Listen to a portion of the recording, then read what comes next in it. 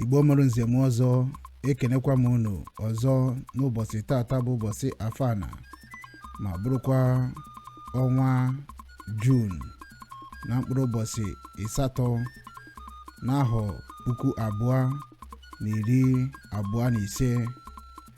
Ana m ekene onye ọbụla na-asị ka Chukwu kere n'igwe kee n'ụwa ka ọ gọzie anyị n'ụbọchị tata bụ ụbọchị afọ ana. Ojije anyị na mbata anyị ga-abụ ihe ọma, ihe ọbụla nke anyị tiri aka gara agazi. Ana m asị onye ọbụla bụ ezigbo nwa afọ Igbo ebe ọbụla ị nọ mara na ọ bụ ihe ọma ị na-eme ka eji echeta Igbo.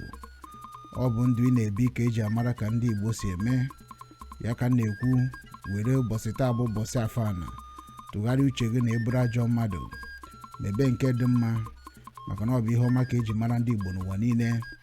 Ana m asị ka afọ fọtara anyị niile ịdị n'otu, fọtara anyị niile nghọta ịghọta na anyị niile ga-abịakọta ọnụ ma kpaa nkata ka ala Igbo ga-esi dịkwa mma ọzọ. Ana m asị Chukwu kere n'igwe kee n'ụwa ya wepụrụ anyị ndị omekome, ndị ogbu mmadụ, ndị kwuru na ndị anya ukwu, ndị na-ebute ọgbata uhie n'ime ndụ anyị.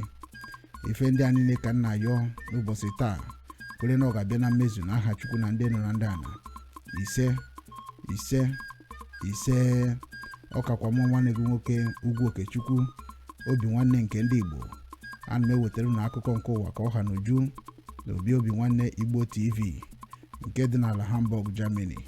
Ya gaziere Igbo niile o.